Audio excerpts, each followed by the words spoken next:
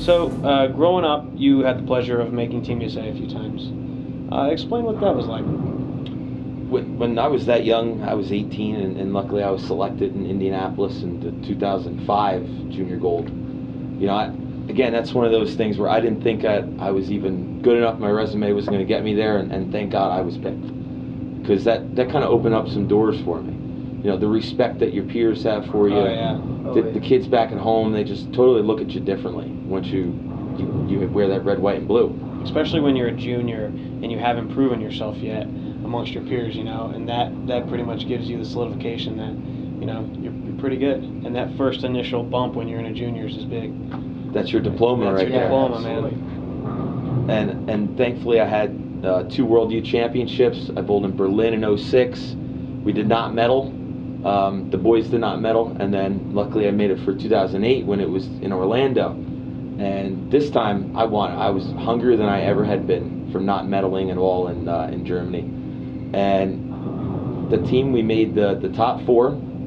It was Malaysia, Finland, Sweden, and the USA.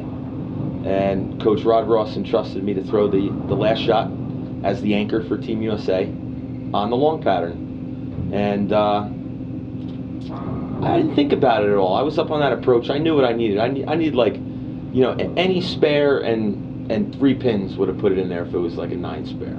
Well, I get up and I absolutely just dead wrench elbow this one. I think my elbow was all the way out here. and I left a 3, 4, 6, 7 through the beak. And my heart rate wasn't up to get it. But once I left it, I realized, oh my God, I just failed. Still needing the spare.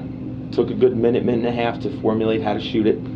I moved like 9 boards left and sent the 3 pin into the 4-7, took the 7 out, and the 4 pin was wobbling just a little bit. It touched it. And that's actually symbolic of what my career has been like. I feel like I'm getting ready to touch the trophy, and then I just never get there. I pull back. But that moment kind of haunted me for a couple of years. Haunted me bad. Like whenever I needed to get a hit, pessimism would come through. Negativity would start to come through in shot making, and it took me a while to get over it. So you took that scenario as a negative moving forward. You did. I didn't know how to grow from it. Have you grown from it? I think so. I've gotten a hit when I needed it now. But it took a lot of practice. It took a lot more experiences to build and put that away deep into the closet. Sure. And now it's part of me. So I can talk about it, and yeah. I'm proud that I was trusted to throw the shot there. That says a lot. How'd your teammates react? They were devastated. I know they were. They didn't show it.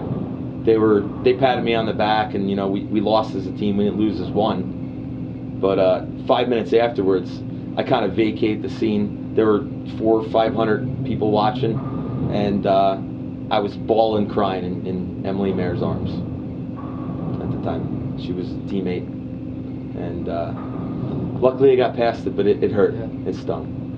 So that's the worst moment in my career. Yeah.